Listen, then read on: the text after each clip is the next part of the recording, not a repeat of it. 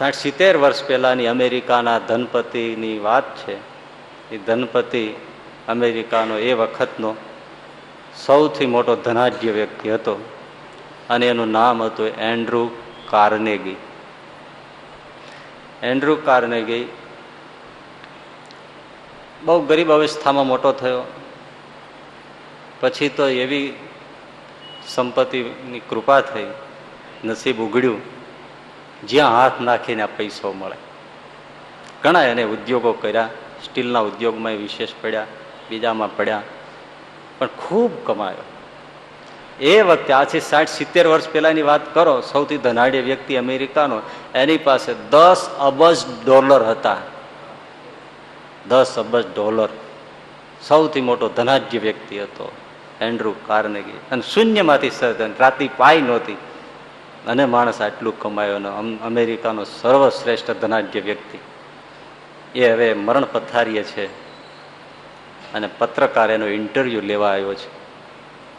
પત્રકારે એને પૂછ્યું કે તમે શૂન્યમાંથી સર્જન કર્યું છે, અમેરિકા માટે તમે એક યુનિક હિસ્ટ્રી છો.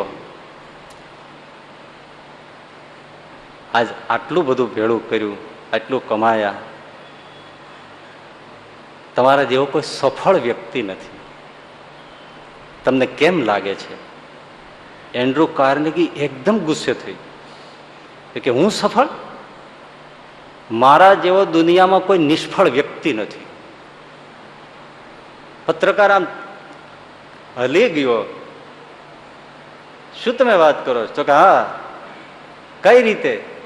તો કે મારી મહત્વાકાંક્ષા, એમ્બિશન હતી કે મારે જીવન દરમિયાન $100 અબજ ભેળા કરવા છે, પણ હું 10 અબજ જ ભેળા કરી શક્યો, $90 અબજ ભેળા જ ન કરી શક્યો. મારા જેવો નિષ્ફળ વ્યક્તિ કોઈ નથી. શું કહેશો તમે આને? બધા એન્ડ્રુ કાર્નેગી જ છે. કોઈને એમ થતું નથી કે બહુ થયું.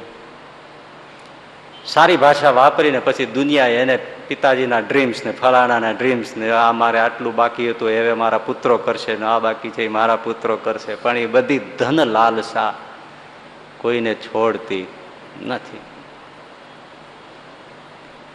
તૃપ્તિ થતી નથી. ઓછું જ લાગે, ઓછું જ લાગે.